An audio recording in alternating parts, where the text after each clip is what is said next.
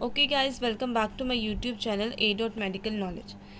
आज जो है हम अपनी वीडियो बनाने लगे SPSS सॉफ्टवेयर पे, जो कि एक स्टैटिस्टिक्स के सब्जेक्ट में आता है।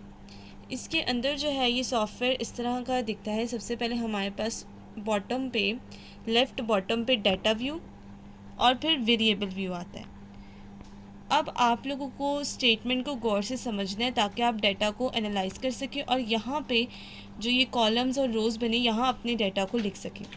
तो सबसे पहले हम लोग वेरिएबल व्यू में चलते हैं और कोई भी डाटा को डाटा व्यू में लिखने से पहले आपने वेरिएबल व्यू में जाना है। फॉर एग्जांपल हम मीन मीडियन मोड वाला क्वेश्चन सॉल्व करें तो सबसे पहले हम लिखेंगे लोअर, फिर एंटर दबाएंगे। यहाँ पे आ जाती है टाइप। हमारे पास लोअर की जो टाइप है वो न्यूमेरिक है, मतलब नंबर फॉर्म में हमारे पास जो लोअर डाटा वो गिवन है। विड्थ 80 रखेंगे। हमारे डाटा के अंदर डेसिमल नहीं है, अभी मैं आपको डाटा भी दिखाती हूँ। फिर उसके बाद आ जाता है मैयर हम यहाँ पे स्केल करेंगे। फिर उसके बाद हमारे पास आ जाता है अपर, इसको भी हम एंटर करेंगे। फिर डेसिमल 0 कर देंगे। अगर डेसिमल होगा तो हम ऐड या फिर सब्ट्रैक्ट वगैरह डेसिमल को कर सकते हैं। फिर तीसरी चीज़ हमारे पास आ जाती है फ्रीक्वेंसी, इसको भी हम एंटर करेंगे और डेसिमल को 0 कर लेंगे और स्केल को हम कर लेंगे और मेयर को हम स्केल पे कर लेंगे। अब जो है ना हमारे पास जो डाटा है वो ये है। Given below is the distribution of weekly income to the nearest rupees of 150 household in a locality. अब हमारे पास इनकम है। अब ये जो 35 है ना ये लोअर है और जो 39 है ये वैल्यू ये अपर है। इसके बाद हमारे पास ये सारी फ्रीक्वेंसी की है। अब हम लोगों ने जो जो चीज़ें फाइंड करनी है वो ये है, calculate mean, median, mode, variance, standard deviation, third quartile, fourth quartile and coefficient of variation. अब कोफिशिएंट ऑफ वेरिएशन जो है ये सारे टॉपिक मैं आपको इसी वीडियो में कवर करवाने लगी हूँ। अब हम चलते हैं अपने SPSS पे और वहाँ जाके डाटा ओके गाइस, अब मैंने जो है ना यहाँ पे लोअर, अपर और फ्रीक्वेंसी का एक अलग से जो है कॉलम बनाया है। जिस तरह मैं आपको पहले भी बता चुकी, डेसिमल सारे 0 हैं और मैयर जो है हमने सारी स्केल रखी है। ये था हमारे पास वेरिएबल व्यू। इसके बाद आ जाता है डाटा व्यू। अब डाटा व्यू में मैंने सारी जो है ना ये वैल्यूज़ एंटर करवा दी है जो कि यहाँ पे गिवन है ये वाली। 35, 45 और ये सारा कुछ मैंने जो हमारे पास 35 है वो हमारे पास आती है लोअर और 39 आती है अपर और 13 जो है हमारे पास फ्रीक्वेंसी है। इसके बाद जो है ना हम लोग जो है अब जो है आपने मेन बात, इसके लिए जो सबसे इम्पॉर्टेंट बात है, आपका सारा का सारा डाटा गलत हो सकता है अगर आप ये एक काम नहीं करेंगे। आपको ग्रुप्ड और अनग्रुप्ड डाटा पता होना चाहिए।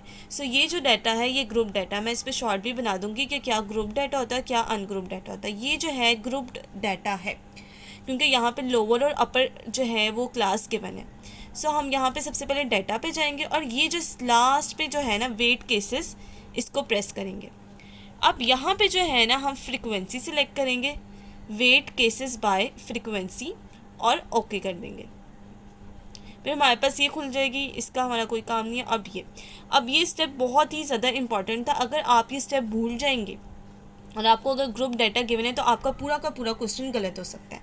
अब हमने क्या फाइंड करना है, मीन, मीडियन और मोड फाइंड करना है। मीन, मीडियन और मोड फाइंड करने के लिए आप लोग जाएंगे सबसे पहले मिड पॉइंट फाइंड करने। मिड पॉइंट कैसे फाइंड होता है, आप लोग सबसे पहले जाएंगे ट्रांसफॉर्म पे, यहाँ आता है कंप्यूट वेरिएबल। अब टारगेट जो है ना आप यहाँ लिख सकते हैं मिड, ठीक है। अब मिड पॉइंट का फॉर्मूला होता है।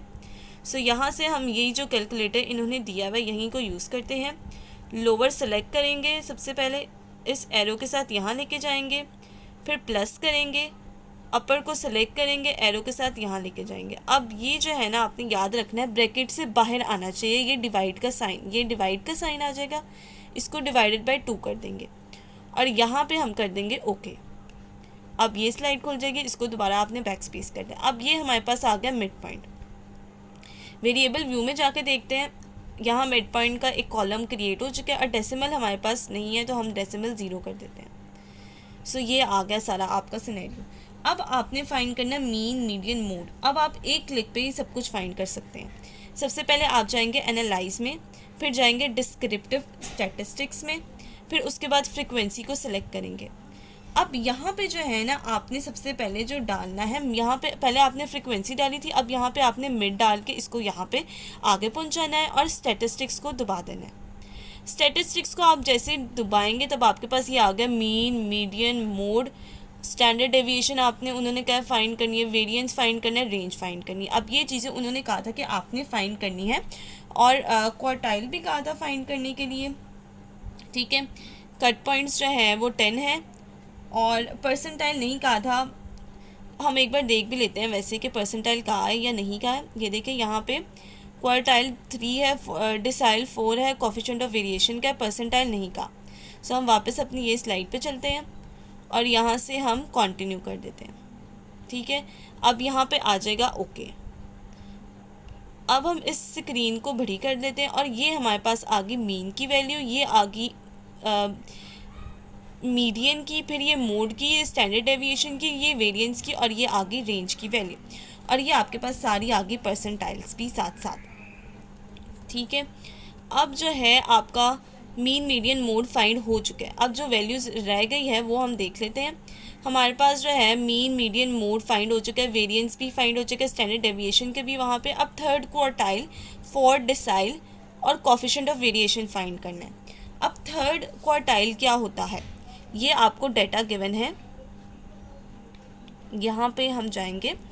थर्ड क्वार्टाइल, अब क्वार्टाइल का मतलब होता है कि आपने डाटा को 4 इक्वल पार्ट्स में डिवाइड करना है। इस पर भी मैं एक वीडियो बना। अब उन्होंने हमें क्या है Q3 आपने फाइंड करना है। सो Q3 आप कैसे फाइंड करेंगे, Q1 हमारे पास होता है क्वार्टाइल से, Q जो है ना वो डिनोशन है क्वार्टाइल की। Q1 हमारे पास होता है 25%, Q2 होता है 50%, Q3 होता है 75%। सो Q3 हमने फाइंड करना है, ये 75% और ये आ गया 67। अब उन्होंने इसके साथ साथ हमें कहा है कि आप लोगों ने फाइंड करना है Q3 हमारे पास हो गया 4D फाइंड करना है, मतलब हमने डिसाइल फाइंड करना है। डिसाइल का मतलब होता है डाटा को 10 इक्वल पार्ट्स में डिवाइड करना। सो हमने डाटा में यहाँ पे 40 ढूंढना है, ठीक है। ये हमारे पास 40 गिवन है और ये आगे इसकी 52 वैल्यू। इसके बाद कोफिशिएंट ऑफ वेरिएशन है। कोफिशिएंट ऑफ वेरिएशन का फार्मूला होता है और वो फार्मूला ये है कि आप लोग कोफिशिएंट ऑफ वेरिएशन के लिए करते हैं standard deviation divided by mean multiply by 100। मतलब जो ये स्टैंडर्ड डेविएशन है 13.078, उसको आप डिवाइड करेंगे मीन के साथ 57.67 और उसको मल्टीप्लाई कर देंगे 100 के पास, तो आपके पास कोफिशिएंट ऑफ वेरिएशन निकल आएगी। इसी के साथ हमारा ये वाला पूरा क्वेश्चन सॉल्व हो चुका है। So stay tune with my YouTube channel and please like, share and subscribe.